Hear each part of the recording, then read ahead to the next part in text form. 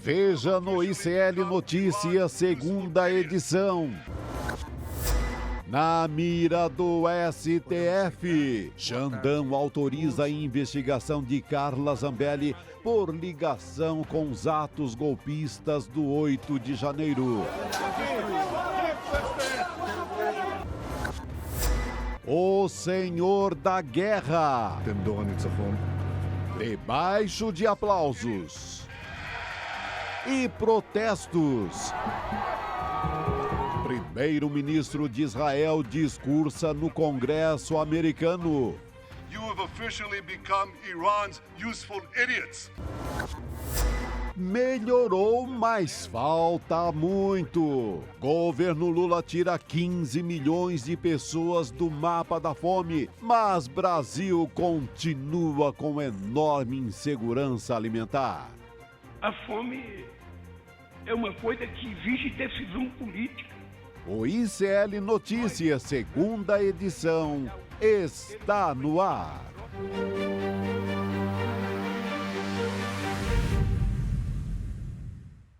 Olá, boa noite a vocês. Sejam todos muito bem-vindos e bem-vindas ao ICL Notícias, segunda edição. Hoje nós vamos falar sobre o relatório da ONU sobre a fome e todas as articulações do governo Lula no G20 para acabar com a desnutrição. No cenário internacional, hoje foi dia de protestos nos Estados Unidos, porque o primeiro-ministro israelense Benjamin Netanyahu discursou no Congresso. Já aqui na América Latina, Nicolás Maduro sugeriu que o presidente Lula tomasse um chá de camomila e também desconvidou Alberto Fernandes a participar das eleições como observador lá na Venezuela. Lembrando que toda a nossa programação, desde o Desperta até o ICL Notícias, segunda edição, está sendo transmitida pela Pop TV. Sim, estamos no Rio Grande do Sul. Muito boa noite, Chico Sá. Boa noite, Roberta. Boa noite, Rodrigo. Vamos que vamos para mais um.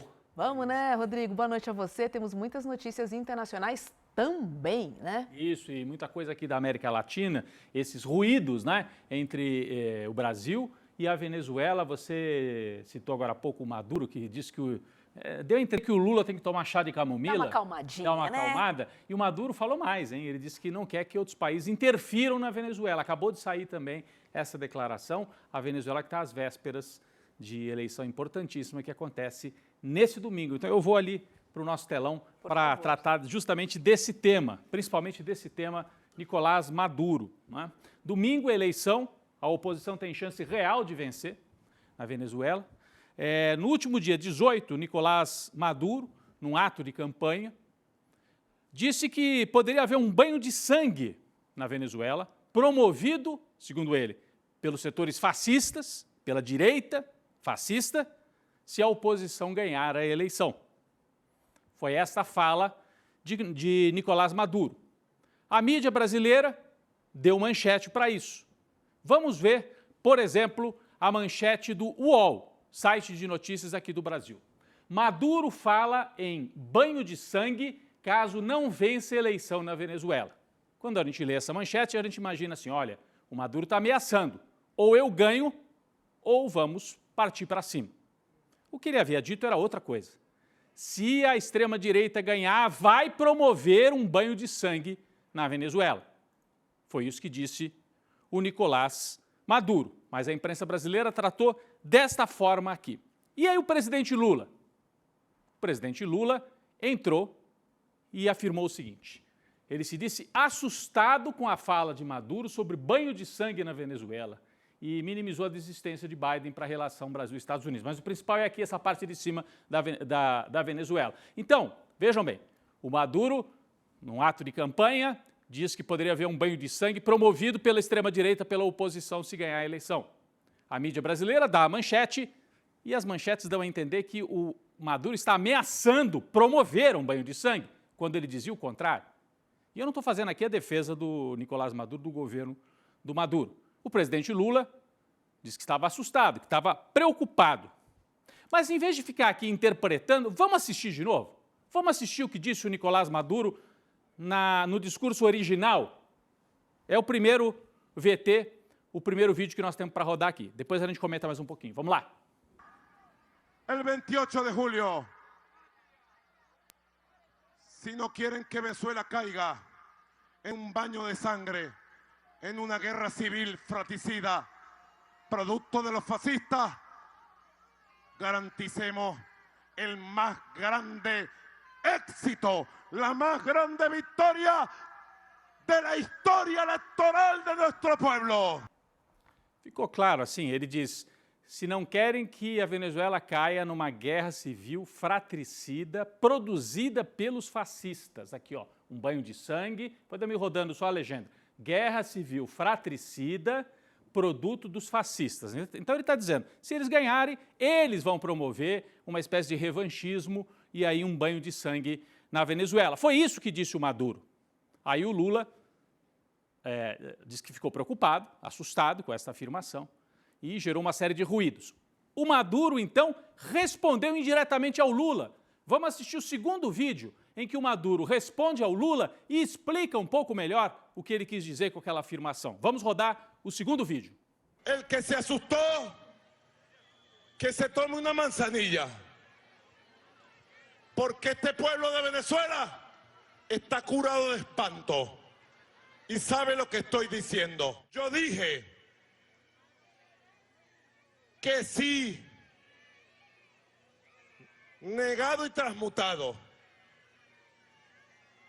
la derecha extremista, bolsonarista, seguidores de Milei y de Hitler, llegaran al poder político en Venezuela, vendría un baño de sangre. Então ele desenvolve um pouco melhor a fala de se eles chegarem ao poder à extrema-direita, eles vão promover um banho de sangue à extrema-direita e diz, quem se assustou com o que eu disse, que tome chá de camomila. De certa maneira, disse para o Lula tomar chá de camomila. Bom, fica claro que as manchetes aqui no Brasil forçaram a mão, manipularam, deram a entender que o Nicolás Maduro estava prometendo que ele cometeria um banho de sangue à violência. E ele estava, supostamente, alertando para um banho de sangue que poderia acontecer, promovido pela extrema-direita. Ainda assim, olha, Chico, eu não sei se vocês concordam, se vocês querem falar sobre isso. Não, segue aí, tá correto. Então, mesmo assim, então isso aqui é o fato, Mas será que, mesmo nesse sentido em que o Maduro utilizou, é adequado na véspera de uma eleição você dizer assim, bom, se ganhar o outro lado é banho de sangue. Porque daí o que você diz para a população que está votando é ou votem em mim ou então teremos um caos. De certa maneira é isso que o Nicolás Maduro está dizendo na véspera da eleição na Venezuela. Então eu não acho que o Lula foi enganado pelas manchetes manipuladas da imprensa brasileira. O Lula disse que estava assustado porque considerou que, mesmo no sentido em que o Maduro falou, na véspera de uma eleição você falar ou sou eu ou é o banho de sangue, não sei se é o mais adequado, né? E de outra, assim, por outro lado, o Lula se diferencia do Maduro ao fazer esse tipo de afirmação, né? Mostra, bom, ele tem uma linha, nós aqui no Brasil temos outra. Gerou ruído? Gerou. Esse é um fato. Outro fato que chama a atenção. Então, que tem manipulação, daqui a pouco eu vou voltar para isso. Por que o Maduro está falando em banho de sangue? A história recente da Venezuela. Quem é que promove golpe, banho de sangue na Venezuela? Em geral é a direita e a extrema-direita. Em geral é. Então, vamos voltar e falar já sobre isso. Agora, o Maduro está indo no limite, é uma eleição difícil e não admite muita contestação. O Lula disse que ficou assustado com isso, então toma chá de camomila. Outra, o Alberto Fernandes, ex-presidente da Argentina, de centro-esquerda, progressista, tinha sido convidado para ser observador da eleição na Venezuela. Sabe o que aconteceu hoje? Foi desconvidado pelo governo venezuelano. Está aqui a publicação do próprio Alberto Fernandes. Ele conta que tinha sido convidado para ser observador, como dizem em espanhol, é vedor, né? Observar o processo eleitoral.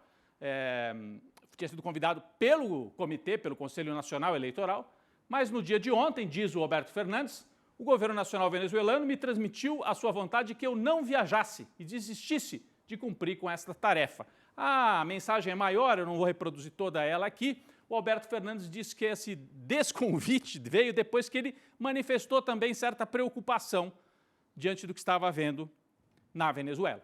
Então, esse é o quadro. É bom que a gente registre, né? o governo da Venezuela desconvida um presidente que é um presidente também progressista, de centro-esquerda, um ex-presidente da Argentina. Ou seja, o Maduro está precisando de um chá de camomila. Também. Para acalmar e baixar o tom, né? E a direita venezuelana, principalmente, também está precisando tomar chá de camomila, porque, gente, se alguém promove golpe, por que o Maduro está falando de banho de sangue, de golpismo, de fascistas? Porque a história da Venezuela recente é uma história de golpismo. E quem promove o golpe? Não é o Nicolás Maduro e nem o Hugo Chávez, que foi o presidente anterior da mesma linha política que a dele. Em 2002, o Hugo Chávez foi retirado do poder durante 2 dias, Roberto. Era um golpe de Estado clássico. Os militares prenderam o Hugo Chávez, levaram para uma ilha ali próxima e instalaram no poder um empresário da Fiesp, como se fosse a Fiesp lá da Venezuela, o Pedro Carmona, e o Hugo Chávez depois volta nos braços do povo. O povo se rebelou. Houve um golpe de Estado tramado pela elite venezuelana. Tem até documentário sobre isso, eu recomendo. A revolução não será televisionada. Como é que os venezuelanos conseguem resistir e virar, e trazer o Hugo Chávez de volta.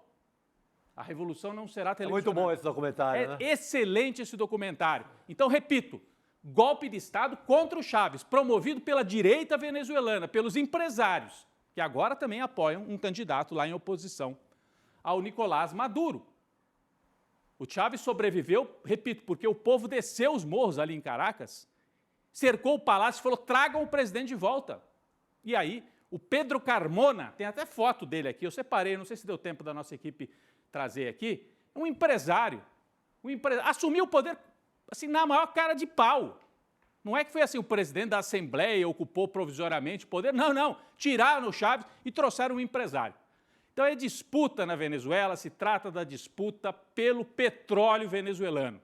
Quem vai controlar a riqueza maior da Venezuela, que é o petróleo, a maior reserva de petróleo, uma das maiores do mundo, a maior das Américas. A PDVSA, a empresa estatal venezuelana, que Hugo Chávez, quando virou presidente, passou a utilizar os ganhos da PDVSA para financiar uma série de programas sociais e usar a PDVSA não só para a elite que estava acostumada a se apropriar dos ganhos da PDVSA, mas setores mais amplos da população venezuelana. Então, se alguém entende de golpe de Estado na Venezuela, é a extrema-direita. Depois, o Hugo Chávez morre, o Maduro assume o poder. E vocês se lembram que a oposição não aceitou o Maduro e nomeou um presidente autoproclamado chamado Juan Guaidó, inventado, esse aqui, ó, o Juan Guaidó, um jovem inventado pelos Estados Unidos e pela oposição de direita, que falou, não, a gente não aceita o Maduro, tem o presidente autoproclamado, ele tentou governar, fazer uma espécie de governo paralelo. Ele pediu que os Estados Unidos mandassem recursos, remédios, comida em caminhões contra a vontade do governo do Maduro, e esses caminhões ameaçaram invadir o território da Venezuela. Foi uma espécie de tentativa de invasão com apoio dos Estados Unidos. Eles promoveram uma balbúrdia aqui no Brasil. A extrema-direita venezuelana invadiu a embaixada venezuelana em Brasília para tirar de lá o pessoal que era do governo do Maduro. Então, são golpistas. Golpistas da época do Pedro Carmona, em 2002, que derrubou o Chávez por 2 dias e depois tomaram o contra-ataque. E golpista esse Guaidó, presidente autoproclamado. Não sei por onde anda o Guaidó. Não sei por onde anda. Então, e teve também uma tentativa de assassinato do Nicolás Maduro.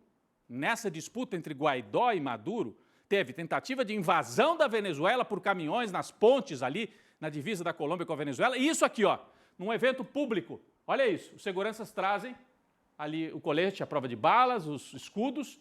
Havia um drone preparado para atacar o Nicolás Maduro. Então, tentativa de assassinato.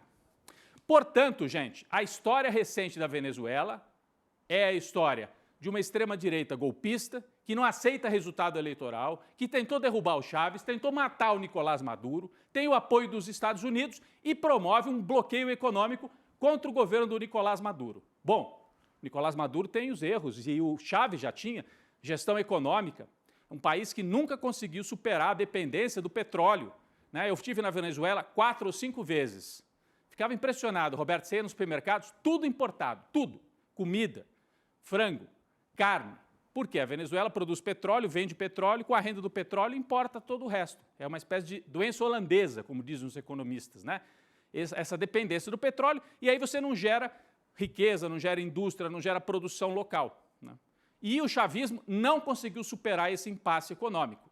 Então, tem questões internas, eu não estou dizendo que não tenha, mas tem um bloqueio econômico brutal por parte dos Estados Unidos, que se trata de saber quem vai controlar a PDVSA. Vai ficar com os chavistas, com o Estado venezuelano, ou com os setores ditos liberais da oposição, que aí vão se alinhar totalmente aos Estados Unidos. É isso, mais uma vez, que está em jogo. A imprensa brasileira chama o Nicolás Maduro de ditador.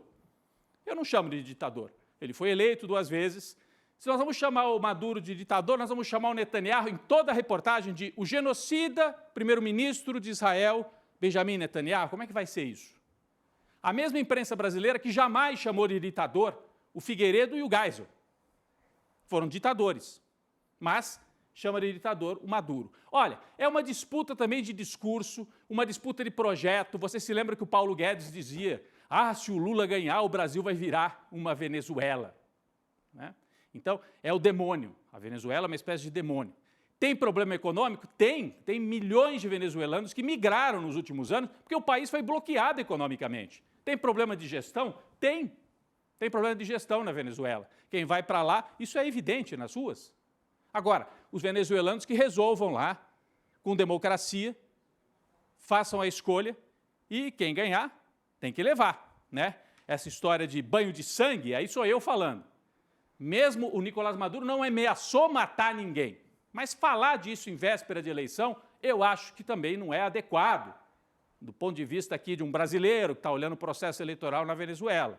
Mas a história da Venezuela, banho de sangue, golpe, não é assim discurso, bravata, teoria. Eles vivem isso desde o começo do chavismo, no dia a dia. Uma oposição que invade as embaixadas, como fizeram aqui no Brasil, que ameaçou matar o Hugo Chávez, que ameaçou matar o Maduro. Então, isso é um fantasma presente no dia a dia, não é uma invenção só do discurso do Nicolás Maduro. Eu espero que a Venezuela vote em paz no domingo e que consiga escolher, e quem vencer, né, tenha paz para governar. O que a gente não pode é ter nada parecido com o que o Brasil teve. Então, geralmente, na América Latina, quem não respeita resultado de eleição é a direita, é a extrema-direita. Foi assim aqui, no 8 de janeiro. Quem é que foi rezar para pneu na porta de quartel? Foi a extrema-direita bolsonarista. Quem é que tentou derrubar presidente na Venezuela? Foi a extrema-direita venezuelana. Quem é que derrubou governos constitucionais na Argentina, no Brasil, no Uruguai, nos anos 60 e 70? A direita militar. Quem dá golpe na América Latina é a direita, geralmente com o apoio dos Estados Unidos. Então, isso colocado, a gente pode até ficar avaliando aqui se o Maduro acertou, errou, se subiu demais no tom, se tem que tomar chá de camomila, se o Lula vai tomar chá de camomila, mas a história recente da Venezuela é uma história de cerco político e de golpismo, e isso tem muito a ver com a disputa de modelo, com a disputa econômica e com uma palavrinha chamada também, parecia fora de moda até pouco tempo atrás, imperialismo. Existe um império no mundo que não aceita que haja governos discordantes. Isso continua existindo, né? E esse debate se faz, muitas vezes, a imprensa no Brasil tomando o lado de quem está fora do Brasil e não de quem está aqui. Só para concluir, hoje mesmo a gente conversava aqui na redação. Passaram semanas dizendo que o dólar subia por culpa do Lula, porque o Lula falava demais. O Lula parou de falar sobre o Banco Central. O que aconteceu hoje? O dólar subiu, o que prova que não tinha nada a ver com a fala do Lula. São as questões internas lá dos Estados Unidos, os juros subindo nos Estados Unidos, as notícias nos Estados Unidos que fazem, e hoje o dólar chegou a R$ 5,60, R$ 5,60. No mundo inteiro está havendo esse movimento. Então, não tinha muito a ver com a fala do Lula, não tinha nada a ver. Então, era uma exploração política, uma guerra de narrativas, a gente tem que tomar muito cuidado com isso. A imprensa brasileira tradicional produz manchetes para participar dessa guerra. Produziu mais uma, nesse caso do Maduro. Exagerou, transformou a fala do Maduro, que era uma fala talvez inadequada ou assim exagerada, numa ameaça grave de banho de sangue. Não era, isso é mentira. Então, acho que é importante só a gente frisar isso e tocar adiante sabendo que esta guerra é permanente na América Latina. Roberta. Tá certo. Vamos agora à política nacional, mas para tudo que a gente tem um convidado aqui, ó. Deu para ver que tem uma cadeirinha mais no nosso estúdio. E eu vou anunciar, olha só, dropando do Desperta aqui no nosso estúdio. Seja bem-vindo, Leandro Demori. Obrigado. Olha a beca do cara, meu. Que elegância, É complicado, né? Eu vi o Rodrigo ontem de terno, pensei, a Roberta vai estar lá. Que elegante. Boa noite. Boa noite, seja bem-vindo. Obrigado, Demori. Bem-vindo. Obrigado. Olha só, vamos falar dos nossos causos aqui, porque no Brasil a extrema-direita segue enroscada na justiça. Mais um caso, né? Olha essa, o ministro Alexandre de Moraes autorizou a Polícia Federal a investigar a deputada Carla Zambelli por ligação nos atos golpistas do dia 8 de janeiro. Zambelli teria intermediado a viagem de uma influenciadora à Espanha para tratar de um suposto financiamento da Venezuela para movimentos políticos de esquerda. A Venezuela, sempre é o demônio, a Venezuela. Não é? Tá tudo ali, ó. A PF diz que a influenciadora passou informações para Anderson Torres, você lembra? Ex-ministro da Justiça de Bolsonaro, envolvido até o pescoço, né, no caso do dia 8 de janeiro, onde também foi encontrada a minuta do golpe, lembra? Na escrivaninha dele, perto das fotos da família. E aí, falando sobre Carla Zambelli, Leandro Demori, podemos dizer golpista também nesse caso? Olha, essa agenda internacional do bolsonarismo é um capítulo a ser descoberto ainda, né? A gente tem o Eduardo Bolsonaro viajando e voltando com o famoso pendrive, lembra dessa história? Que ele viajou, pegou um tal do pendrive e tal, Dubai, e fotografou em Dubai, isso. A gente tem viagens dos Bolsonaros para a Argentina, para ficar em contato com aquele Fernando Serimedo, que foi aquele cara que nas eleições de 2018 publicou um vídeo colocando as urnas em dúvida. A gente tem viagens deles para a Alemanha, a gente tem viagens deles para Portugal, a gente tem esse influenciador português que já é a terceira vez que vem para o Brasil. Na primeira vez fez todo um teatro, porque foi parado pela Polícia Federal e não conseguia entrar, etc. e tal. Depois liberaram o cara na manifestação do Bolsonaro em fevereiro, na Paulista. A gente tem essa viagem da Carla Zambelli para a Espanha, tem uma conexão internacional. Uma rede, né? Evidente, é uma rede, a gente não sabe o quanto disso é legal, o quanto é ilegal e o quanto é, como se diz na linguagem de internet, né, Chico, trollagem. A gente não sabe se o cara tá tirando onda, se não tá, se postou a foto do pendrive para encher o saco, se não postou. Mas, de novo, é um capítulo a ser desvendado. Isso não foi devidamente investigado, até porque os métodos investigativos tradicionais, eles são muito lentos, você tem que acionar os capítulos internacionais da Interpol, você tem que acionar as polícias federais, você tem que ver se via justiça você consegue cartas precatórias para ouvir pessoas, você tem que convencer muitas vezes os países através da diplomacia, você tem que ver se os crimes pelos quais eles estão sendo perseguidos aqui no Brasil são os mesmos previstos nas legislações locais, porque tem essa equiparação também, né? Eu lembro muito rapidamente aqui, por exemplo, durante as Olimpíadas no Brasil, o Brasil não tinha uma lei antiterrorista ainda. E descobriu-se, com o Wikileaks, que os Estados Unidos conseguiam fazer com que a Polícia Federal aqui no Brasil prendessem estrangeiros no Brasil. Como nós não tínhamos uma lei antiterrorismo, eles forçavam um pouco uma cooperação com a Polícia Federal para prender essas pessoas com acusações sobre outros crimes. Então, contrabando, era evasão de divisas e tal, mas para enquadrar num crime, para prender de algum modo, mas os Estados Unidos queriam pegar aquelas pessoas por suspeitas de terrorismo, até que nós tivéssemos uma lei de terrorismo. Por quê? Se você não tem a mesma lei penal, você não equipara, então você não consegue movimentar as estruturas. Então, é toda uma rede internacional da extrema-direita, que hoje já é muito bem conhecida, só que criminalmente ela não foi investigada ainda. No caso da Zambelli, além desse... agora a autorização é para esse caso específico que a Roberta explicou aqui, né, Chico? Sim. É esse caso envolvendo essa blogueira, influenciadora. É um caso, assim, confuso. A gente ela vai para a blogueira pautada para ir para a Espanha para entrevistar o general Hugo Carvajal, que teria dito que o governo da Venezuela com o narcotráfico da América Latina é conspiração total. Isso. Financiaria o PT há muito tempo já, em várias eleições. Então, o narcotráfico financiaria o PT. Exato. Porque o Bolsonaro cantou essa bola para a Zambelli e a Zambelli pautou a blogueira e ela pegou ali o dinheiro, nosso dinheiro, e mandou essa moça viajar. Exato. E teve uma determinada época também que a senadora, aquela ex-procuradora... Qual delas? Bolsonarista, a mais famosa, daqui a pouco me vem o nome dela, que ela publicou aquele vídeo também das Farc. Sim. Lembra um vídeo falso das Farc? Que eram uns caras vestidos de Farc dizendo que financiavam o PT. Então, essa... Dentro desse pacote, desse isso, imaginário dentro aí desse de pacote, que, exatamente, que o Farc, PCC, a PT, Farc, o Comando Vermelho... Fora de São Paulo, narco-guerrilha, Isso, Farc, exato. Venezuela. Nessa construção. Você vai alimentando, né? A ideia que saiu depois da eleição também, que a maior parte das cadeias do PCC tinha votado no Lula, e isso é impossível de se saber, porque quem vota é uma minoria dos presos. Os presos, por exemplo, que estão presos lá por crimes hediondos e tal, não têm direito a voto. Então, nem há como ter essa estatística, porque esses votos não existem, né? Então, tudo é parte da construção do imaginário de que o crime organizado, o PCC, o Comando Vermelho, as Farc, eles financiam o PT e fazem campanha para o PT. O diálogo cabuloso, lembram da história do diálogo cabuloso? Foi publicado também que o PCC teria um diálogo cabuloso com o PT, de um off que nunca ninguém viu, que nunca ninguém soube daquela gravação, nunca apareceu em lugar nenhum, né? Virou matéria também na imprensa, né? Então, Bia Kicis. Deputada, perdão, Bia Kicis. Então, é parte dessa construção desse imaginário, né?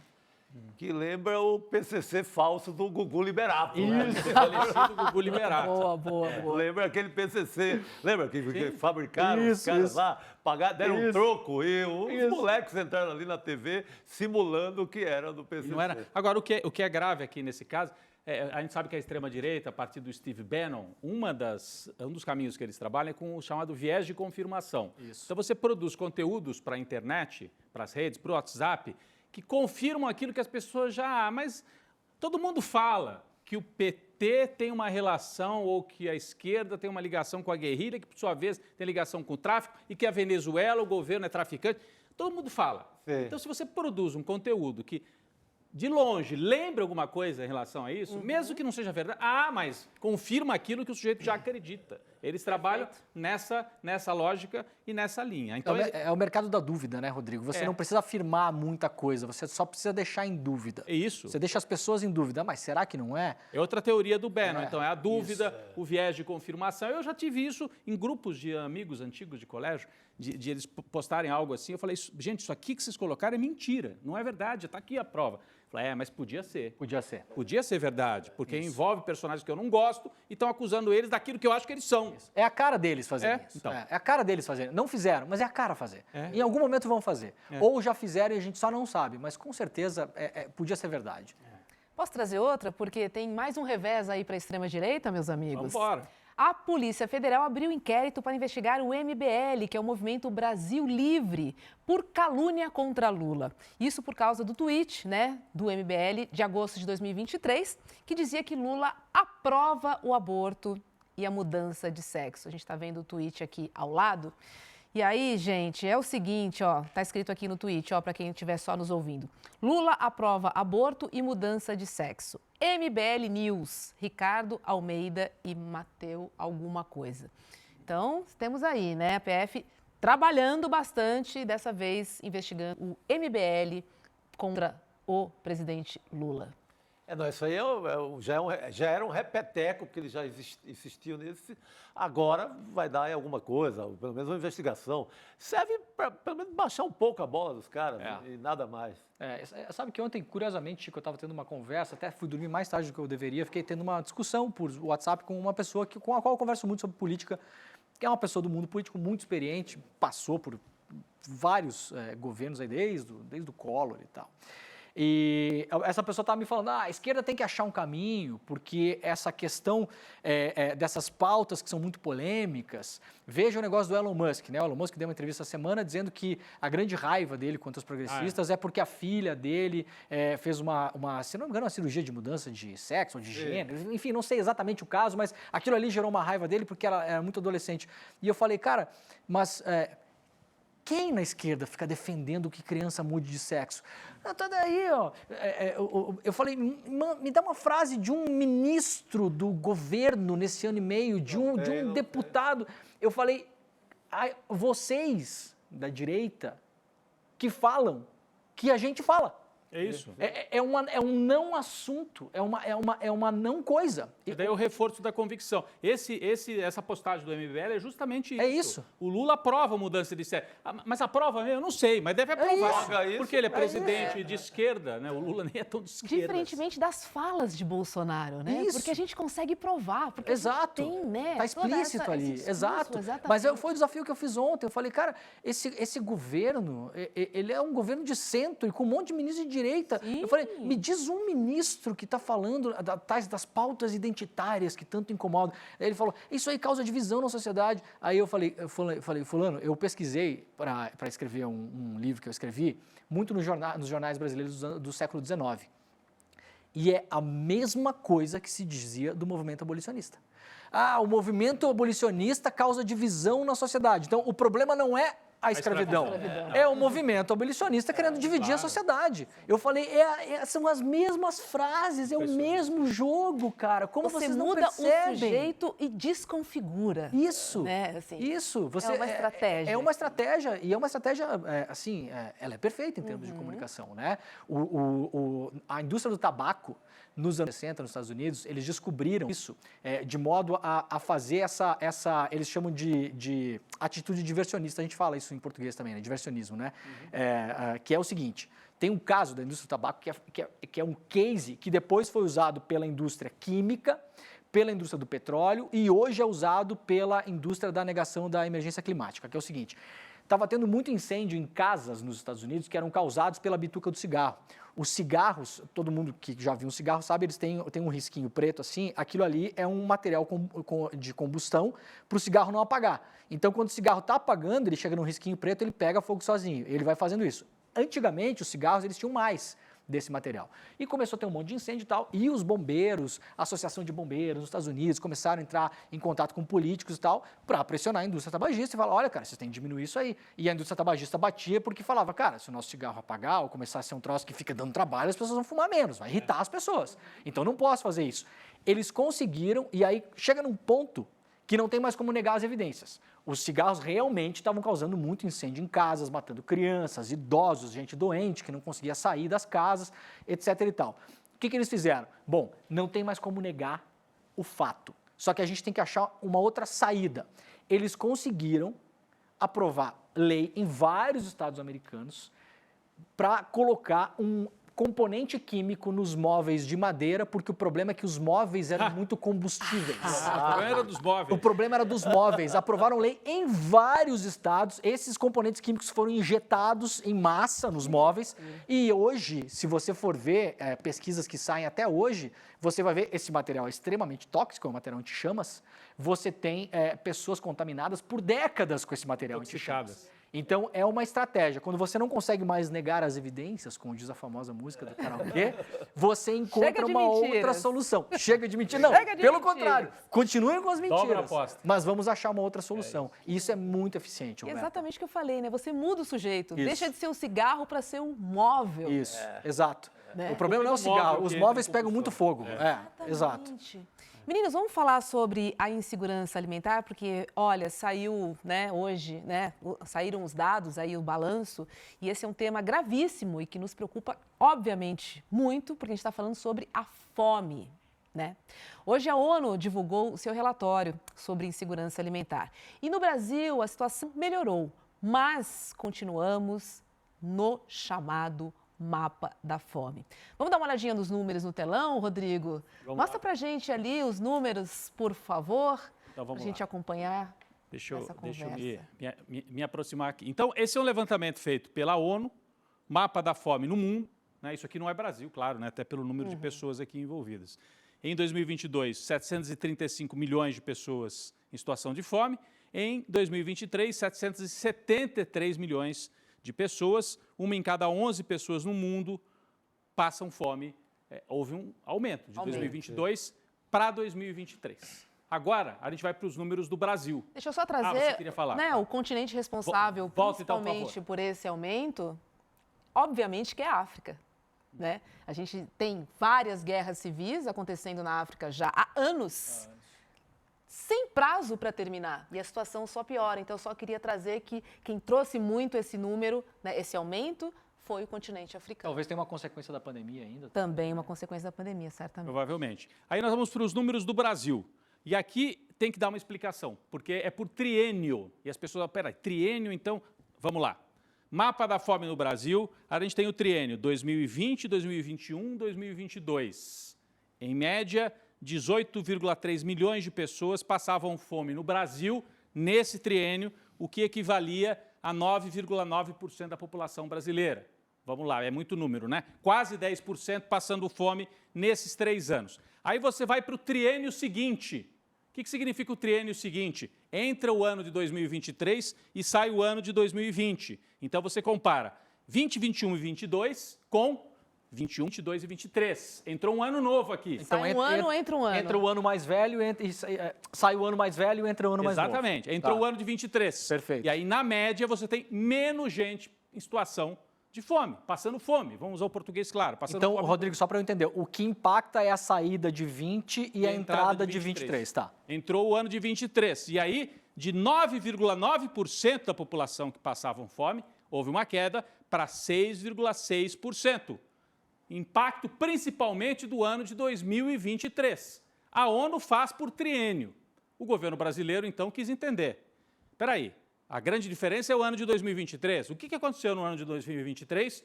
Voltou a ter um governo que tinha se comprometido na campanha em voltar a combater a fome. Porque vocês se lembram que o Brasil tinha saído do mapa da fome, com todo o esforço feito nos governos de Lula e Dilma, tinha saído do mapa da fome e voltou para o mapa da fome com o Temer e com o Bolsonaro. Saiu em 2019, certo? Não, acho que foi antes. Desculpa, foi no governo Dilma que o Brasil saiu do mapa da fome. Saiu em 2014. 2014. Saiu em 2014 e voltou em 2019. Exatamente. Em 2019, com o Bolsonaro, voltou o mapa da fome. Isso. O que aconteceu em 2023, especificamente? Aí vamos para o gráfico seguinte, para o nosso terceiro quadro aqui, para ver o que aconteceu em 2023. Mapa da fome em 2023. Olha a redução que aconteceu de 2022 para 2023.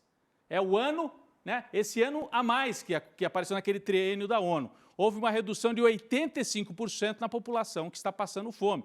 2,5 milhões em 2023, já no governo Lula, contra 17 milhões em 2022, no último governo do Bolsonaro. Isso, gente, vamos também falar que em 2022 ainda o governo Bolsonaro investiu aquele dinheiro do Auxílio Brasil na saída ali da pandemia e mesmo assim tinha muita gente ainda passando. Não, na eleição, né, bombou Bolsa Família, derramou dinheiro nisso. Derramou dinheiro, mas só foi fazer efeito mesmo a partir do governo Lula, a consolidação das novas políticas sociais, quando a gente ainda tem 2,5 milhões de pessoas no mapa da fome. Então, é um caminho, mostra que nós estamos no caminho para, de novo, e talvez mais rápido do que da outra vez, sair do mapa da fome. Se seguir nesse mesmo trajeto, nessa mesma velocidade, a gente deve sair mais rapidamente do mapa da fome, o que é uma boa notícia. Vai ser uma grande conquista de novo, né? Exatamente. Então, boa.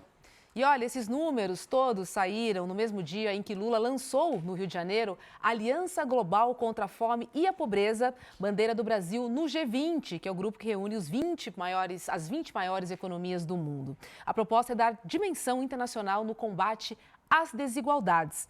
E Lula se emocionou, né, ao falar da fome e disse que a fome é uma decisão política. Vamos ver. A fome, ela não é uma coisa natural.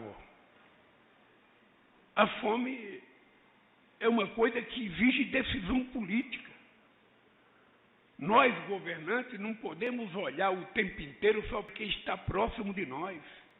É preciso que a gente consiga fazer uma radiografia e olhar aqueles que estão distantes, aqueles que não conseguem chegar perto dos palácios, aqueles que não conseguem chegar perto de ministros, aqueles que não conseguem chegar numa escola, aqueles que são vítimas de preconceito todo santo dia.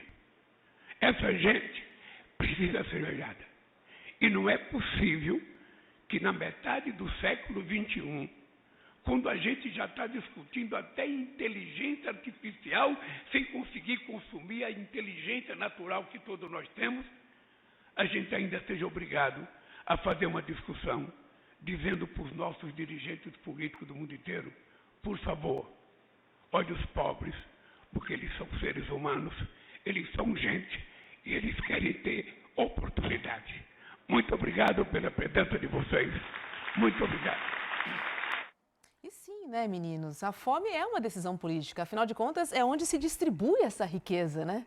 E aí Lula vai num geógrafo, médico e sociólogo pernambucano chamado Josué de Castro, que em 1945 escreveu A Geografia da Fome, que é que é o cara que faz pela primeira vez essa denúncia. A fome não é desígnio de Deus, não é natural, a fome é uma questão política.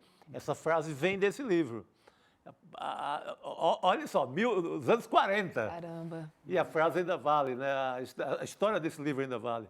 É forte isso, é forte a fala do Lula ali no G20. E eu, assim, os números que a gente mostrou aqui, às vezes fica parecendo, é muito número do que vocês estão falando, mas é brutal, né, gente? É muita gente. É muito rápido se você tiver decisão política de combater a fome, se tiver recursos. E a verdade é a seguinte, o Brasil, felizmente, tem recurso.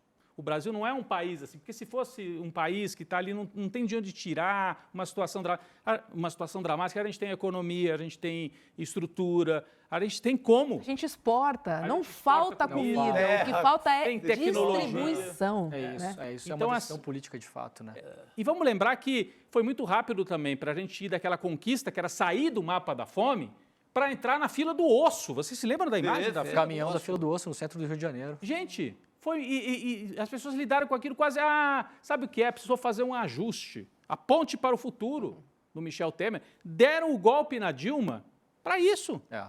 Para gerar um exército de desesperados, de desempregados. Outro dia, tem tudo a ver com a discussão macroeconômica. Outro dia, o Campos Neto, numa entrevista, deixou escapar. Perfeito, eu lembrei nós estamos com um problema, viu? É muita gente com emprego. Aí os salários aumentam. Aí os salários aumentam. Isso. Porque a pessoa desesperada na fila do osso aceita qualquer trabalho.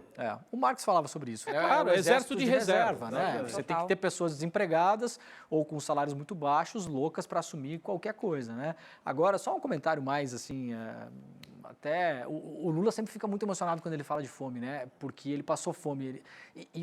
Você vê que ele está emocionado ali, né? E realmente deve ser uma coisa que bate nele. Eu lembro muito do meu pai quando eu vejo o Lula falando de fome, porque o meu pai também passou fome na adolescência e na infância, né? Tinha um pai muito cruel e tal. Meu pai sempre contava uma história do pai dele, que quando tinha bife e tal, se sobrasse, eles poderiam dividir entre os irmãos. Meu pai ficava sempre muito, até alterado quando falava nisso na época. Né? E o Lula fica muito emocionado quando fala isso também, né? Então, aquela história do Obama, vocês lembram quando o Obama fala que o Lula é o cara? Tem uma reunião antes, acho que é a primeira reunião que o Lula é convidado, do G7, então, a época G7, e aí o Lula conta essa história que ele chegou lá e, primeira vez presidente, pensou, cara, o que eu vou falar com esses caras? Era o Sarkozy, a Angela Merkel, não falo inglês, nunca vi essa gente e tal. E disse que ele estava muito nervoso, é a chave que virou nele no momento que ele olhou para todos eles e pensou justamente isso. Mas eu passei fome. O único que passou fome ali. Eu tenho de diferente deles. Né? Eu tenho, essa é a minha verdade, essa é a minha diferença. Né? Mas sabe, Demore, eu estou pensando aqui uma coisa. O Lula passou fome e lembra disso e fica conduído. Porque tem gente que passa por isso. Não é todo mundo que transforma isso numa visão humanitária. Verdade.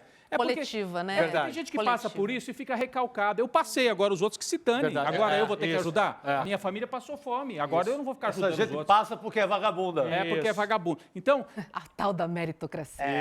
Então, tem o dado pessoal, que acho que é importante, mas tem também uma chavinha que é você ter eu não sei se isso é politização, acho que isso é mais do lado humano e familiar mesmo. Ter alguém em casa que te fala, meu filho, presta atenção nisso aqui, o dia que você puder fazer pelos outros, faça. Porque não é legal o que nós estamos passando aqui. Então, eu acho que vem de uma coisa familiar mesmo. A mãe, né? Ele fala tanto da mãe, deve ser isso. Porque o pai não foi, né? O pai dele era um pai muito complicado, o pai do Lula.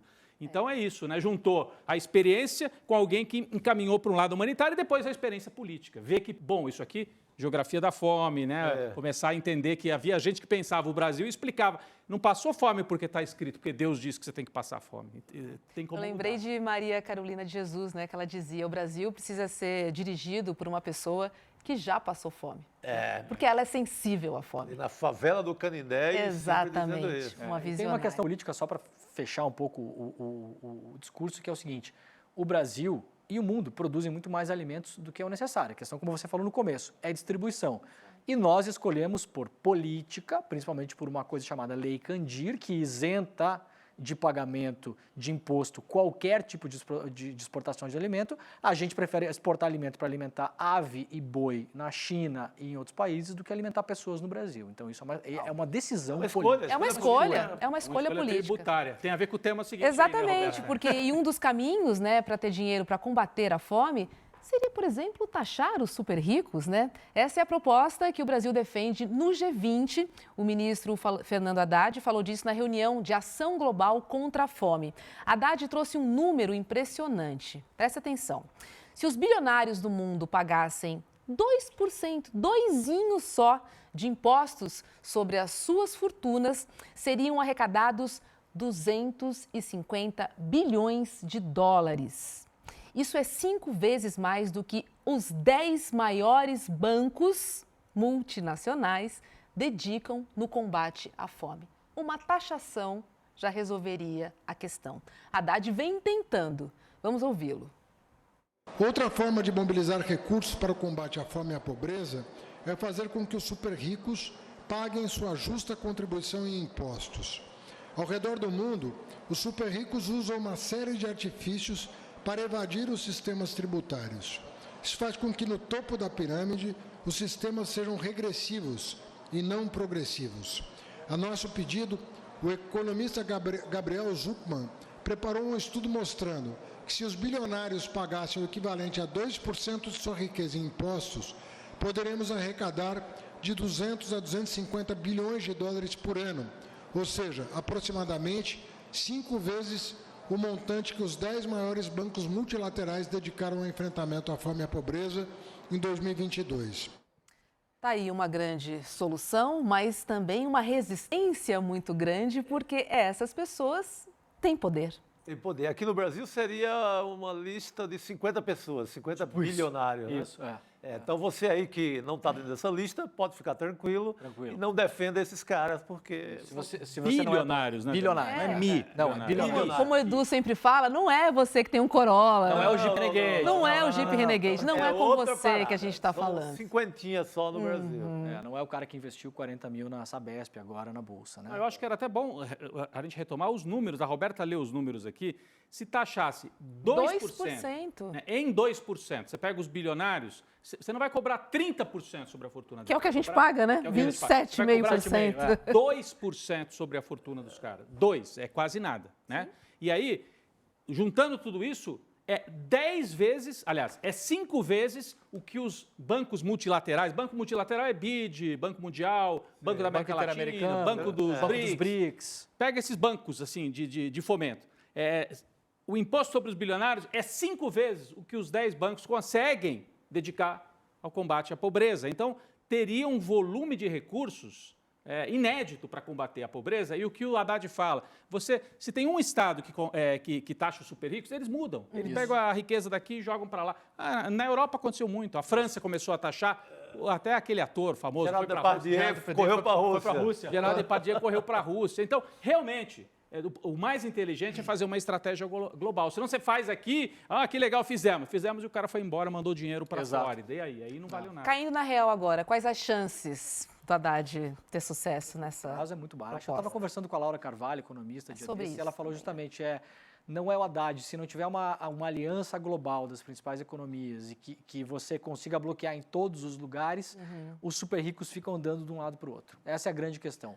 Então, eles vão migrando. Tem um limite disso, tá? E tem também um botão de pânico que o mercado aciona. Eu sei porque no ano passado teve uma reportagem que foi publicada no The Guardian sobre a Noruega, falando que na Noruega paga-se muito imposto, muito mais do que no Brasil, todo mundo, né? A carga tributária é absurdamente alta.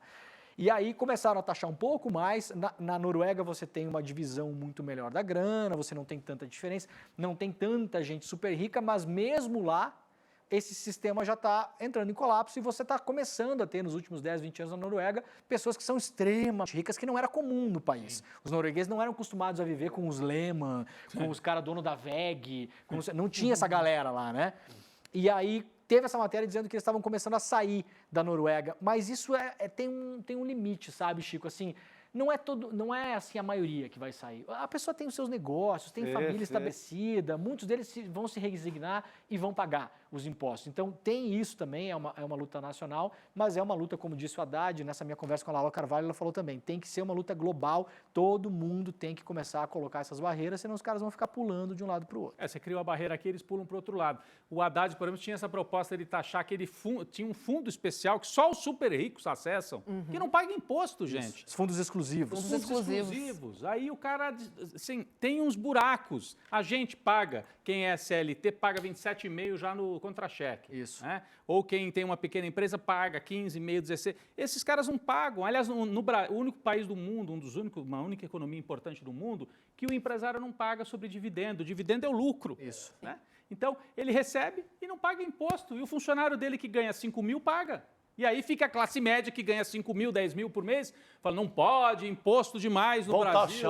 Vão taxar. Então, é um debate difícil. E é por isso que o Haddad está sendo atacado nessa história do taxar, né? Esses memes que a gente acha engraçado, mas é combate político fomentado pelos super ricos, que não querem ser taxados, Roberto. É um negócio sério, é uma disputa política. No fundo, é a grande disputa. Quem é que comanda o dinheiro, quem é que fica com o dinheiro? São duas disputas. Como é que você taxa no mundo privado e como é que você distribui o bolo do orçamento. São as grandes disputas que contam. Né? E a gente pode também trazer para essa conversa as heranças, né? Também. Que acho que também seria uma fatia importante. Falou, né? Que nos Estados Unidos, quando você morre, o imposto sobre a herança é 40%. No Brasil, acho que é 6%, uma coisa assim, né? Aumentou nos últimos anos, mas ainda é muito baixo. E aí isso fomenta nos Estados Unidos você criar fundações. Claro, os super ricos eles já se protegem. Então você não deixa herança antes de morrer, você já faz uma holding, uma trust, bota o dinheiro não sei aonde e tal. Eles vão se protegendo. Mas, de novo, nem todo mundo quer ser o mau caráter da história, então isso funciona com algumas pessoas e isso força com que o dinheiro minimamente circule um pouco. Né? Essas fundações do Bill Gates, não sei o que e tal, não sei o que, é muito motivado porque essas pessoas sabem que se eles morrerem e tiver com o dinheiro na mão, 40% vai ser comido por imposto. Então ele prefere destinar, escolher ele em vida para onde vai o dinheiro do que pegarem 40%. O Lula fez essa declaração, foi num ato bonito, inclusive. Vocês viram onde que o Lula estava ontem? Não vi. O Raduan Nassar, escritor, escreveu vários livros importantes, entre eles o Lavoura Arcaica. Verdade, isso. Ele doou. Ele é dono de uma fazenda no interior de São Paulo. Um sítio, né? Não é uma fazendona. Sítio, é um sítio, mas é uma terra, vai. O Raduan Nassar agora está com 88 anos, mas quando ele tinha 70 e poucos, ele doou. Ele falou, eu quero doar a minha terra para a universidade. Isso. E não conseguia doar, inclusive, aqui em São Paulo. Aí, o Lula, na época, falou, pode doar. Aí entregou a Universidade Federal de São Carlos e criou um campus novo numa região que não tinha universidade. Agora, tantos anos depois, o Lula voltou lá para colocar dinheiro do PAC, para melhorar o campus e tal. Um exemplo. E aí ele falou, porque o Raduan Nassar tomou essa iniciativa que não é muito comum no Brasil. Em vez de deixar para os filhos, netos, sobrinhos, sei lá quem, ele resolveu doar. E, gente, eu postei essa história nas minhas redes e entraram uns bolsonaristas dizendo absurdo, doar para o Estado que rouba da gente. Eu falei, não seja ignorante, meu querido, não está doando para o universidade. Está doando para a universidade. Pelo amor de Deus. A gente viu até na semana retrasada, pouco tempo atrás, 2 ou 3 semanas atrás, um professor da USP, ou do Unicamp, também, da USP, né? Exatamente. Ele tinha uma fortuna, né, que era um terreno desses que hoje, se você colocar 5 torres e um prédio, valia acho que 200 e poucos milhões de reais, e ele falou, eu não tenho herdeiros, eu não me sentiria mal com esse dinheiro, e deixou para a universidade. Deixou para a Universidade de São Paulo. Um gesto bacana. Professor a vida inteira, falou, vou retribuir a universidade. Eu tive uma carreira na universidade, ganhei de herança. Ele falou, não me sinto... Não foi com trabalho, né? Ele ganhou com herança. Né? Isso. E olha, a gente não está falando de taxar toda a herança ainda. Se você quer deixar um pouquinho para o seu filho, você deixa. E é muito dinheiro, 1% não faz cócegas. 2% não faz cócegas. Herança, não há nada mais antimeritocrático do que herança. Você apenas foi o espermatozoide vencedor. Não tem esforço nenhum, cara. Você nasceu no lugar certo na hora certa. Então, o pessoal que fala em meritocracia, não há ideia menos meritocrática do que herança. Nenhuma ideia é menos meritocrática do que herança. Tem o caso clássico da família, que é a família dona da WEG, em Santa Catarina, que é uma empresa de Joinville que faz transformadores, turbinas e tal. Motores. Motores. Eu não lembro exatamente o sobrenome deles. Se o pessoal puder procurar dar uma olhada aqui, que é a família dona da WEG.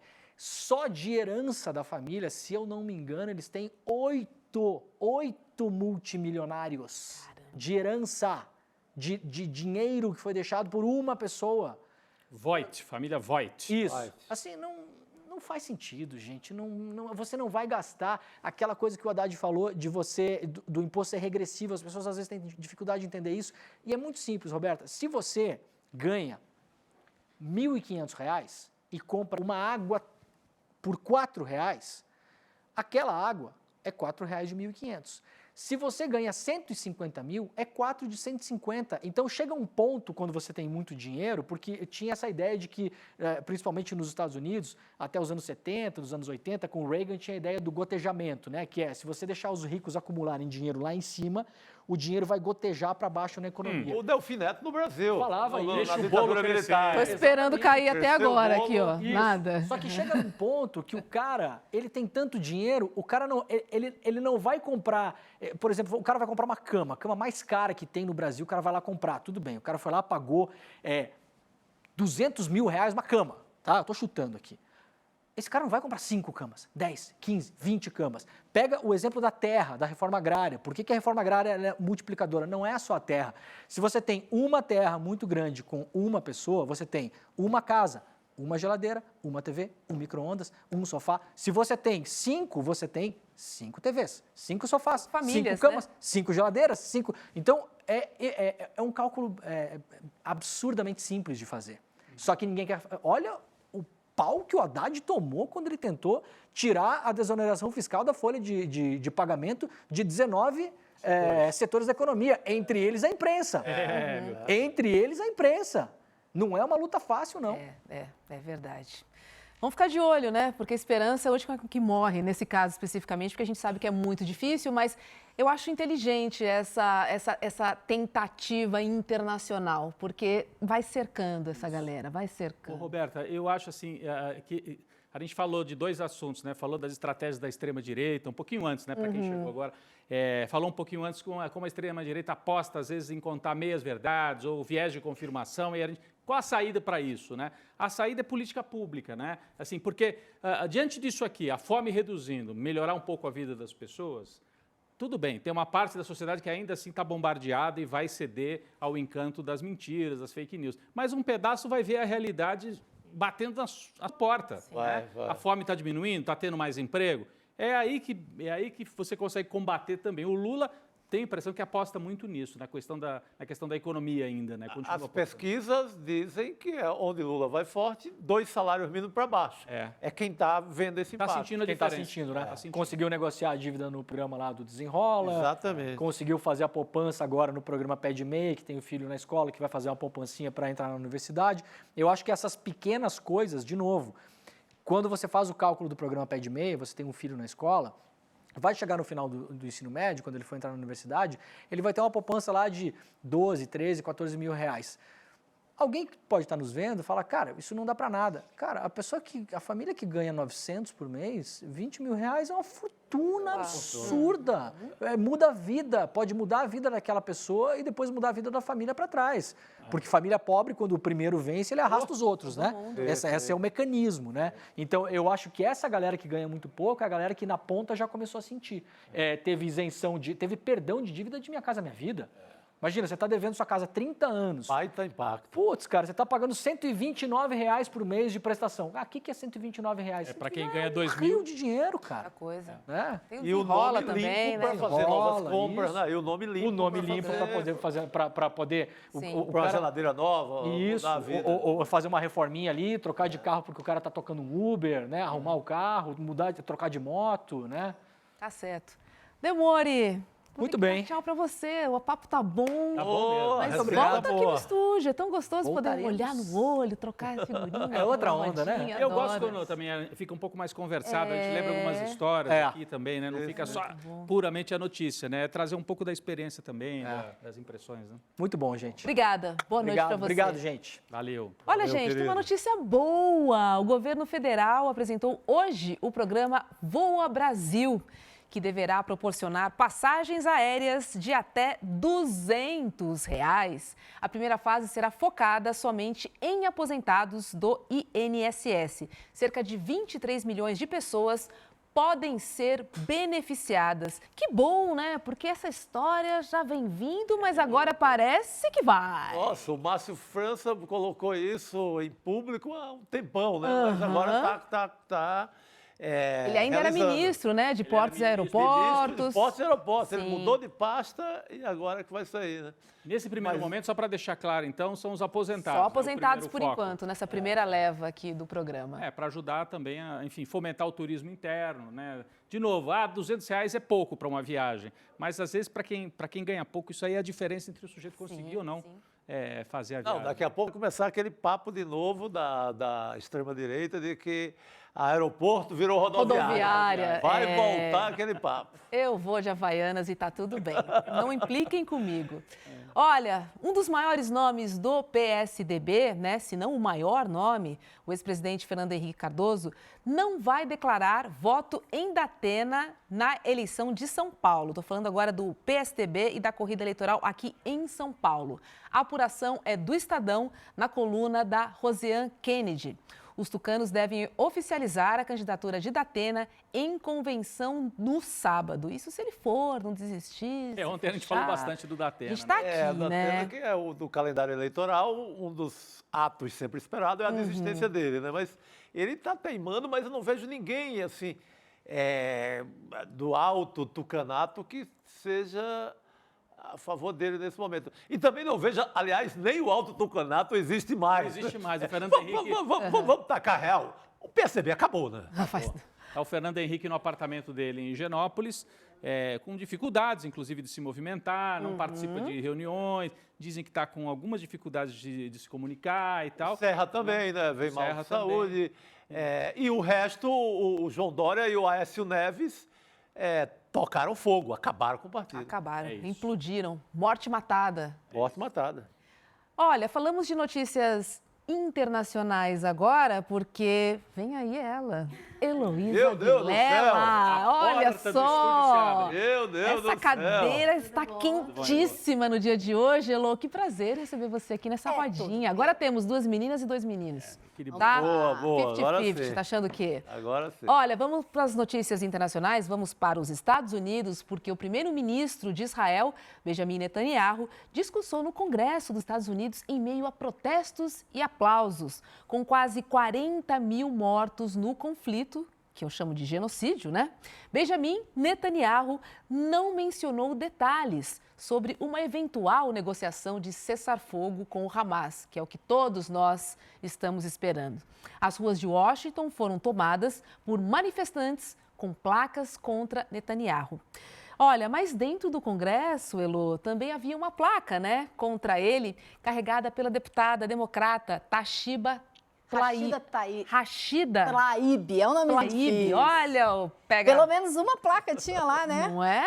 Chamando ele de genocida e criminoso de guerra. Isso dentro do Congresso? Dentro do Congresso. Porque enquanto a Roberta falava, apareceram algumas imagens do lado de fora, imagens fortes, assim, manifestação grande, né? Se a gente puder colocar aí de novo. Milhares. Na tela, olha aí, ó os cartazes. Fora do Congresso. Criminoso de guerra, né? Procurado. Né? Pedindo a prisão do Benjamin Netanyahu. Houve uma fala de uma das manifestantes ali numa espécie de uma bancada ali do lado de fora, pedindo a prisão dele. Muitas bandeiras, olha, isso é ali na frente do Congresso? Eu não consigo localizar. Isso é na frente do Congresso. Você morou também em Washington, né? Então, talvez esteja localizando melhor. Isso foi na frente do Congresso, foi uma manifestação muito grande que teve lá hoje e, claro, o Tribunal Internacional chamou o Netanyahu de criminoso de guerra, disse que ele cometeu crimes de guerra, como o Hamas também, o tribunal também disse que cometeu. Então, por isso, eles estão em cima disso pedindo. Agora, dentro do Congresso foi interessante, porque essa deputada é a única deputada e primeira deputada da história dos Estados Unidos que é palestina. Ela é palestina. A Rashida é palestina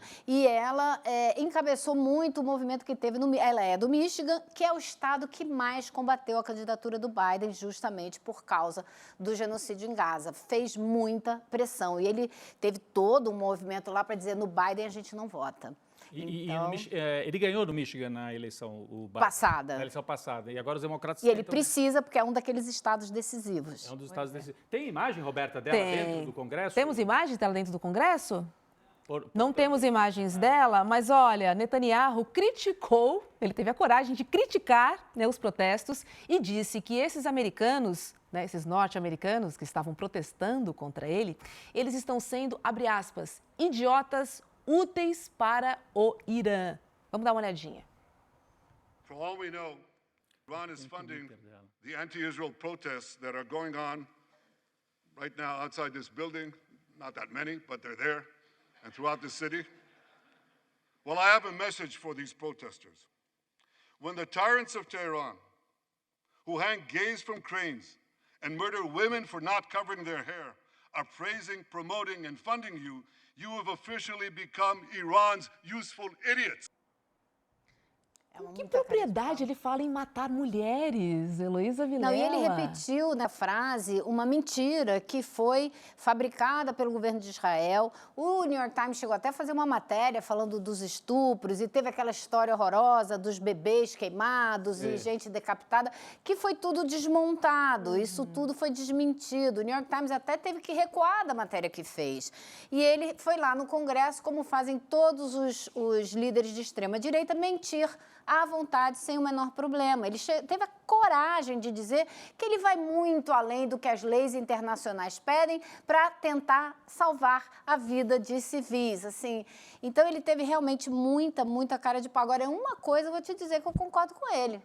Eu concordo com o Netanyahu. Pode anotar para saber.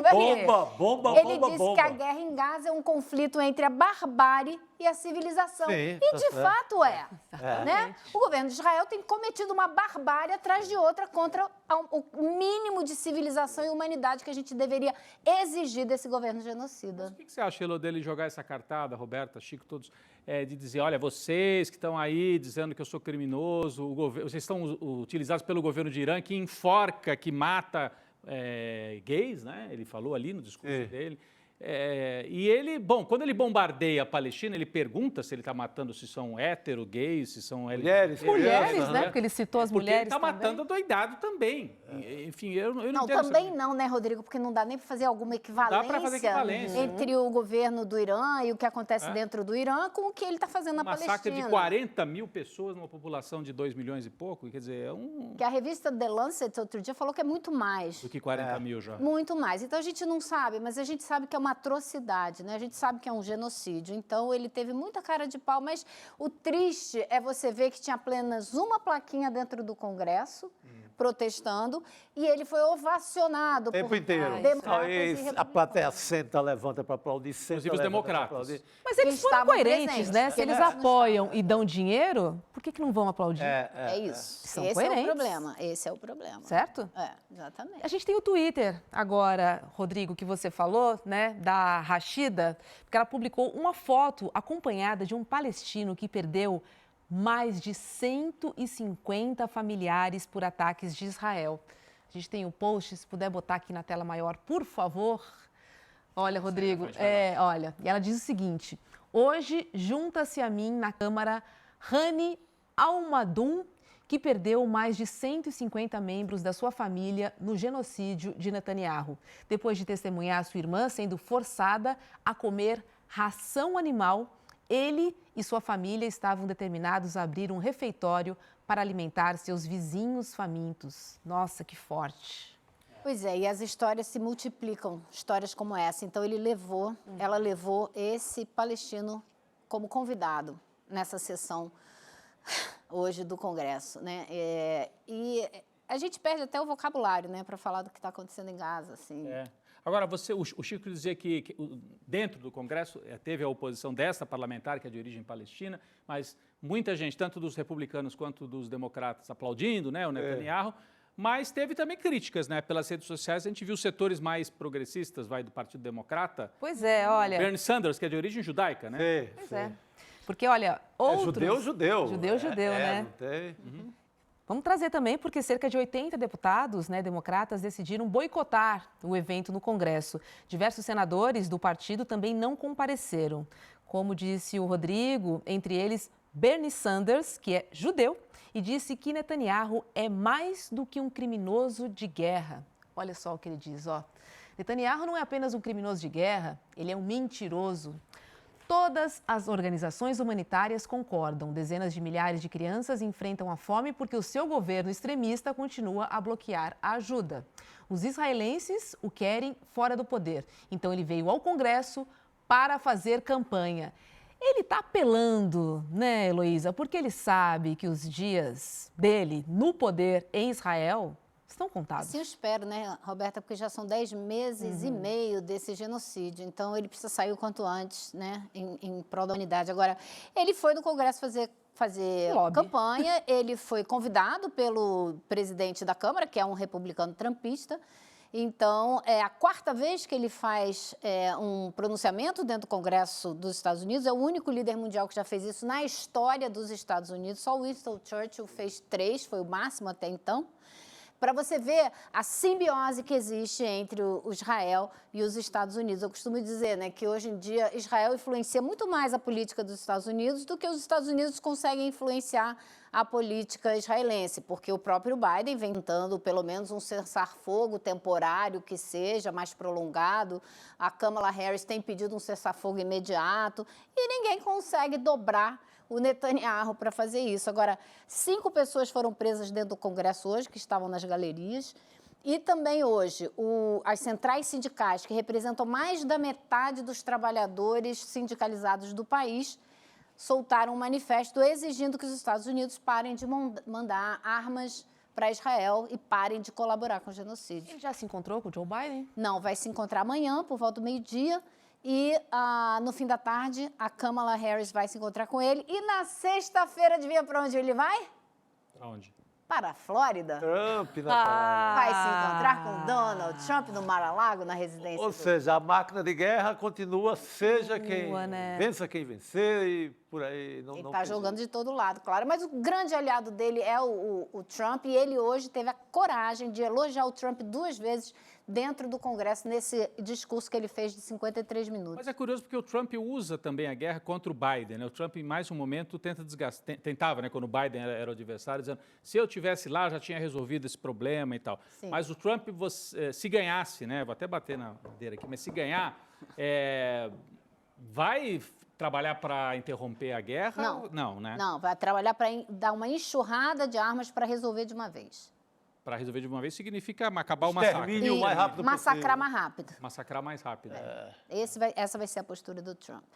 Porque eles são parceiros. Ele discute, sim, se é correto ficar mandando tantas armas e gastando tanto dinheiro com a Ucrânia. Isso ele discute. Com a Ucrânia. Mas com Israel, não. Então... É complicado. Vamos para a Venezuela falar um pouquinho de Nicolás Maduro? Porque olha o que ele declarou, gente, agora há pouco. Temos fronteira e boa vizinhança com a Colômbia, Brasil e o resto do Caribe. E disse também, olha, ninguém deve se intrometer nos assuntos internos da Venezuela.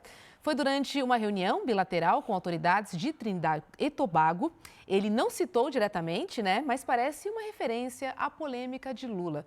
Mas o fato, Elô, é que ele fica cada vez mais isolado, assim. Isso é que eu achei ruim nessa fala do Lula, porque a política diplomática brasileira sempre foi de muito cuidado para não interferir em assuntos internos de outros países. Eu estranhei um bocado, te confesso, essa afirmação do Lula, fiquei preocupado. Achei que foi estranha essa colocação dele, porque ele sempre foi muito cuidadoso para não se intrometer. E o Maduro reagiu com muita veemência, né? Então, criou todo esse atrito. Eu acho que ele está tentando dar um passo atrás, aí, acalmar um pouco os ânimos na relação, Mas, Elô, talvez. mais cedo aqui a gente passou, no comecinho do programa, talvez valha a pena a gente até retomar isso, passou o vídeo do Maduro. O primeiro vídeo, né? Primeiro vídeo. Tem aqui, você acha que era legal passar de novo para a Elô comentar? A gente poderia ver o primeiro vídeo e depois o segundo, porque, na verdade, o segundo é um esclarecimento do primeiro. Isso, eu vi. Produção, a gente consegue passar o primeiro vídeo do Maduro? Então, vamos lá, aí a gente conversa. Aí a Elô comenta. Sida. El 28 de julio. Si no quieren que Venezuela caiga en un baño de sangre, en una guerra civil fratricida, producto de los fascistas, garanticemos el más grande éxito, la más grande victoria de la historia electoral de nuestro pueblo. A situação dele está difícil, né? Porque ele está muito ameaçado de perder essa eleição pela primeira vez, assim, então... Mas observando o que ele falou, Elo, ele diz o banho de sangue promovido pelos fascistas. Sim. Né? Ele diz que se a oposição ganhar, a oposição de extrema-direita, pode promover um banho de sangue, né? É isso que ele fala. Que eles têm histórico, né, Rodrigo? É o que eu tentei retomar aqui no começo do programa. Mas daí o Lula disse que ficou assustado com esta frase. Você acha que o Lula, entre aspas, foi enganado pelas manchetes um pouco exageradas da imprensa brasileira? Acho não, que né? o Lula não se pauta pela imprensa e pelas Com a manchetes. quantidade de assessores que Já o foi cálculo presidente político tem. mesmo de ir nesse tom. O Lula, lembre-se que o Lula já tinha, uma semana antes, ele já tinha dito, não, eu acostumei a minha vida inteira, quando perdi a eleição, ia para casa, esfriava a cabeça, pensava, isso referindo-se ao Maduro. Exigindo assim um cumprimento da votação, do resultado da votação. Então, não foi a primeira vez que Lula dá uma rápida espetada. Você acha que isso é um cálculo político para o... Para interno. Interno. No Está Brasil. usando o Maduro para ganhar voto aqui. Basta ganhar ver o entusiasmo que foi recebido por Jornal Nacional.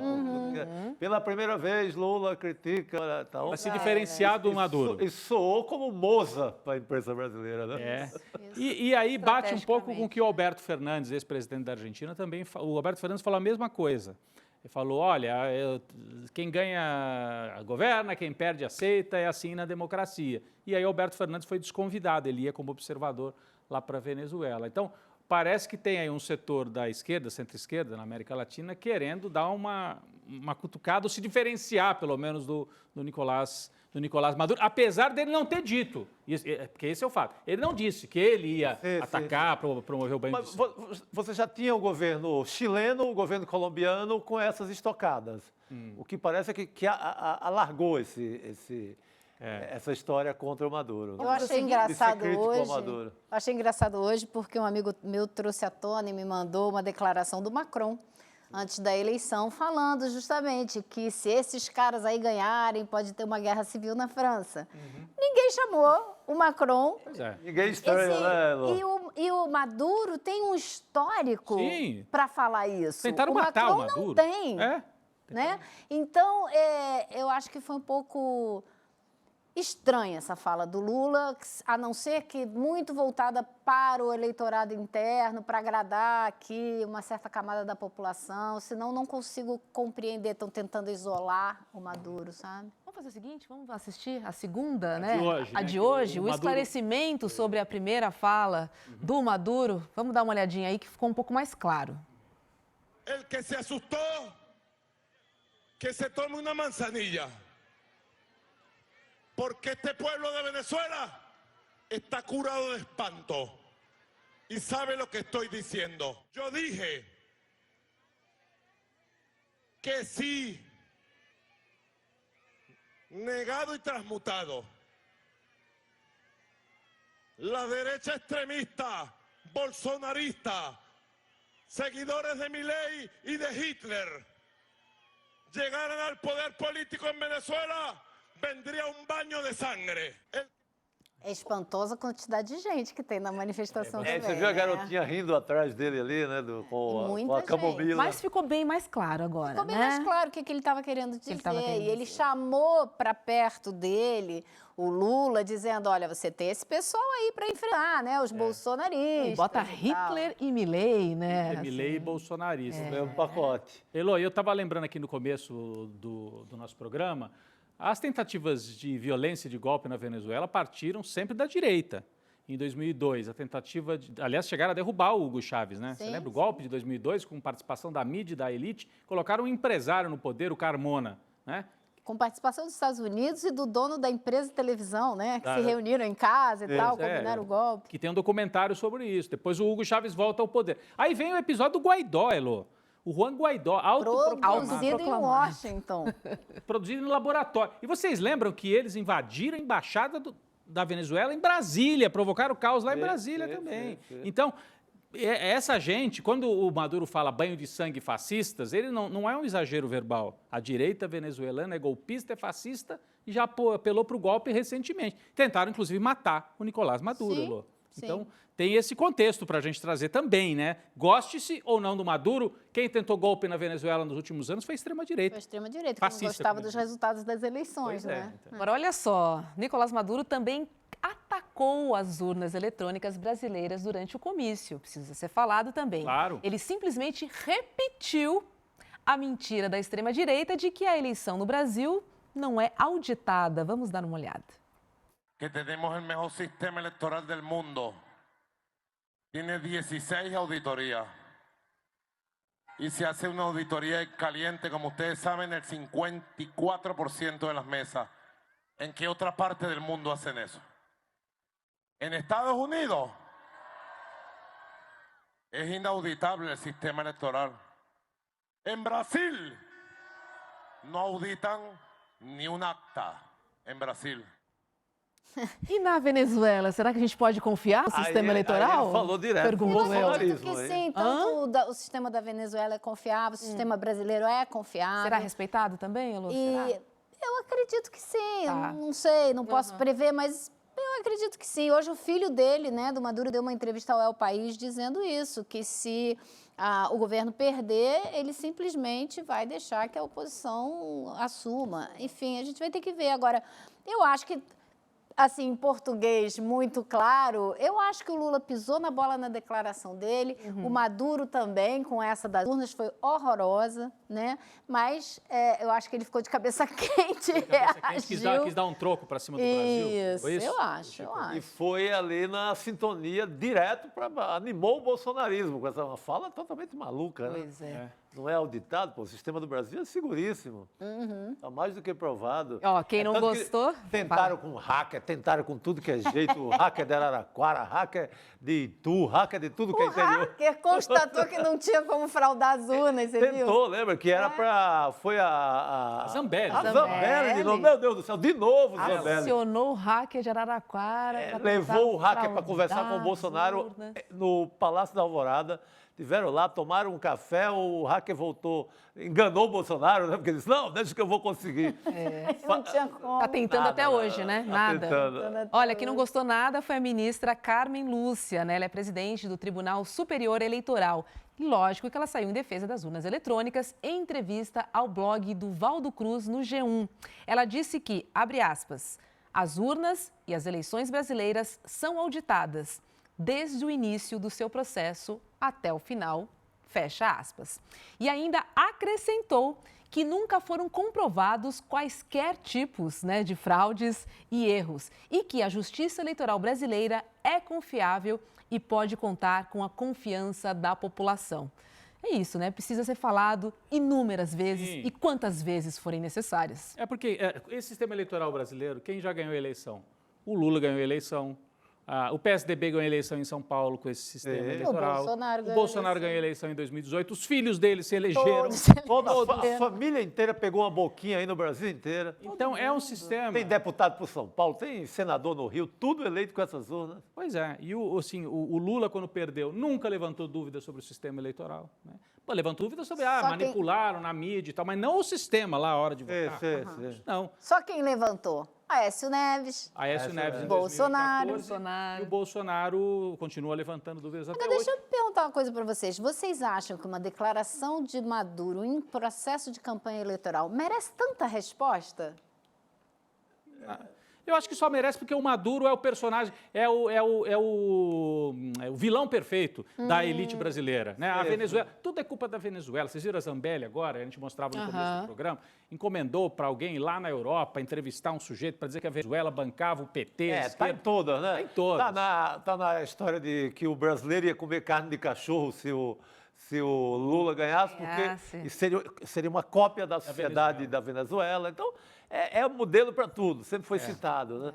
Agora, estrategicamente, para o presidente Lula, tem ali uma certa vantagem fazer uma crítica ou dar um tapinha no Maduro, não tem, não? Eu acho que Porque ele se afasta, ganha né? apoio aqui dentro, com afasta, certeza. Se de certa descola, maneira. porque quando ele recebeu o Maduro aqui com o tapete vermelho no Palácio Né? do Planalto, ele foi super criticado, né? Você lembra? Então, Viu eu uma acho que oportunidade aí também, né? É. O presidente Lula.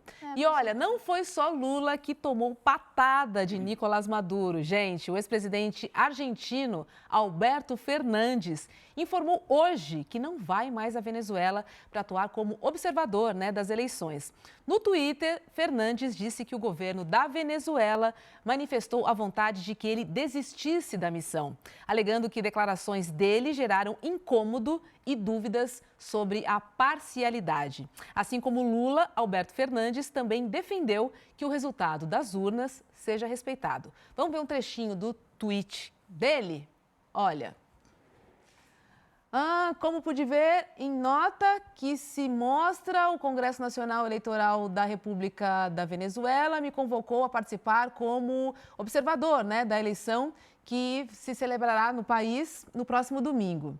No dia de ontem, o governo nacional venezuelano me transmitiu sua vontade de não viajar e desistir de cumprir com a missão, né, que havia sido encomendada pelo Conselho Nacional Eleitoral. Desculpa, estou fazendo tradução simultânea, não sou nada boa. O Conselho Eleitoral chamou para ele ser observador. O governo disse, melhor você não vir, e ele falou, então tá bom. Não observe, Alberto, observe de longe, fica aí na Observe de casa, sentadinho na frente do sofá da televisão. Deixa eu trazer só mais uma cerejinha aqui nessa história, que Nicolás Maduro recebe o apoio da Igreja Universal do Reino de Deus na Venezuela. Vamos acompanhar um trechinho de um vídeo feito em 6 de março, no Dia Nacional do Pastor, que contou com a participação de diversas igrejas evangélicas, incluindo a Universal. Vamos dar uma olhadinha. En conjunto con nuestro compañero presidente Nicolás Maduro, todos juntos, hombres y mujeres de bien, hombres y mujeres de fe, juntos por Venezuela. Dios bendiga a Venezuela. Yo quiero que los pastores, pastoras, iglesias y el pueblo de Cristo se apropie de la gran misión de igualdad, la hagan suya para ir por los humildes, para darle techo al que no lo tiene, para darle alimento al que lo necesita, para abrazar a la juventud y sacarla de las drogas, para llevar la redención de Cristo al pueblo humilde. Encargo mi vida en nuestro Dios, en nuestro Señor Jesucristo. Él determinará cuál será mi destino este año y los años por venir. Pido las bendiciones para el pueblo de Venezuela. Muchas gracias. Que Dios bendiga a Venezuela. A Igreja Universal do Reino de Deus. Aqui na Venezuela. A Igreja Universal, ela já esteve aqui também com a esquerda, com Dilma. Dilma esteve inaugurando o Templo de Salomão, já foi aliada do Lula, agora do Bolsonaro para cá, que eles foram para extrema-direita, né? Então, se Mas aproximando estão de novo. voltando, viu? E outra, e foi para a extrema-direita, a gente tem que levar em conta a igreja ligada a esses líderes mais picaretas, Malafaia, essa turma aí, o Universal e a própria Universal. Mas as pequenas igrejas, elas são bem divididas no Brasil. A gente esquece as pesquisas mostram que não estão 100% com Bolsonaro. Mas lá, aliança total, como já estiveram aqui. É uma igreja que em vários países eles chegam e viram governistas inicialmente, para tirar vantagem. Para tirar vantagem. Depois, se o governo perde a eleição, eles tentam se juntar de novo, mas se dão mal em alguns países, como em Angola, que foram praticamente expulsos. A Universal é expulsa de Angola. Briga feia, né? Briga feia, Angola, exatamente. Heloísa Vilela, que Posso bom só dar um receber pitaco você aqui? aqui. Quando Claro, vocês estavam 2. conversando a respeito do imposto sobre os super ricos para combater a fome. Por favor. E eu estava me lembrando de todas as imagens das pessoas morando nas ruas dos Estados Unidos. Agora, se você olhar imagens da França, as pessoas morando na beira do Sena, em barracas.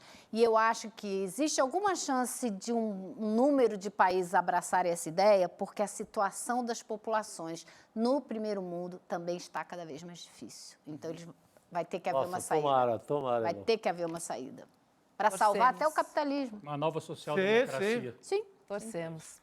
Olha, comunidade, deixa eu dar uma notícia boa, porque vem aí a segunda turma do Empreendedor Mestre. Olha que bacana. Esse é um curso inédito no Brasil que une ciência, métodos comprovados e os maiores especialistas em temas como marketing, finanças e também gestão de pessoas. Eduardo Moreira vai ensinar algumas habilidades e competências para alavancar o seu negócio e fugindo então das tradicionais receitas de bolo prontas. E para celebrar essa conquista, com toda a nossa comunidade, convidamos todos e todas para a aula inaugural dessa segunda turma. O nome da aula é Hackeando o Sistema, que é um evento online e gratuito no próximo domingo, dia 28 de julho, às 8 horas da noite. Para se inscrever, acesse icln2.com.br. icln2.com.br. Não perca essa oportunidade, porque, olha, a gente está atendendo a pedidos, do nosso evento Despertar Empreendedor. Quem foi, amou. E desta vez você não vai ficar na janelinha. Então, entra lá, icln2.com.br. Já me despedi da Elô. Chico, uma boa noite para você. Boa noite, querida. Boa noite, Rodrigo, do N2, porque agora tem provocações históricas, dobradinha de Rodrigo. Agora começa o programa conduzido pelo nosso querido Lindenberg Pareto e eu estarei lá, Assim, eu não vou nem dizer que eu tô correndo para lá, porque eu já gravei o programa, agora há pouquinho. Tem spoiler? Tem spoiler rapidinho? É sobre a América Latina. É um especialista, é um doutor em América Latina. Então tem dobradinha de Rodrigo Viana com Lindenberg Pareto aqui no ICL agora, não desgruda daí. Beijo, comunidade, boa noite e até amanhã. Tchau. Tchau. Ficar a história. Para você ter sucesso no empreendedorismo, primeiro, você tem que aprender a ciência que está por trás do empreendedorismo. E não é fórmula mágica de Instagram nem de internet. Segundo, você tem que se relacionar com as pessoas certas. O tal network ou rede de relacionamentos. Que também não é o grupinho que está querendo fórmula milagrosa. E terceiro, você tem que estar bem orientado nesse processo para poder, ao longo do caminho, não desistir e não ser um fogo de palha. Foi isso que a gente fez com o programa Empreendedor Mestre, que a gente lançou há poucos meses, que foi um sucesso estrondoso. Milhares de pessoas se inscreveram e hoje fazem parte de uma comunidade revolucionária que faz um monte de negócio entre si e aprende com os melhores professores e professoras do Brasil sobre esse tema. O sucesso foi tão grande que a gente resolveu lançar a segunda turma desse programa Empreendedor Mestre. E a aula inaugural, Hackeando o Capitalismo, onde eu ensino vários conceitos e práticas para você começar a aplicar na sua empresa ou na sua ideia já ali, logo depois da aula. Essa aula inaugural dessa segunda turma vai acontecer dia 28 de julho, um domingo às 8 horas da noite. Se inscreve agora e bora assistir, chama seus amigos e amigas para assistir também, porque vai ser incrível e a gente merece celebrar junto o surgimento dessa segunda turma. Um abraço e até lá!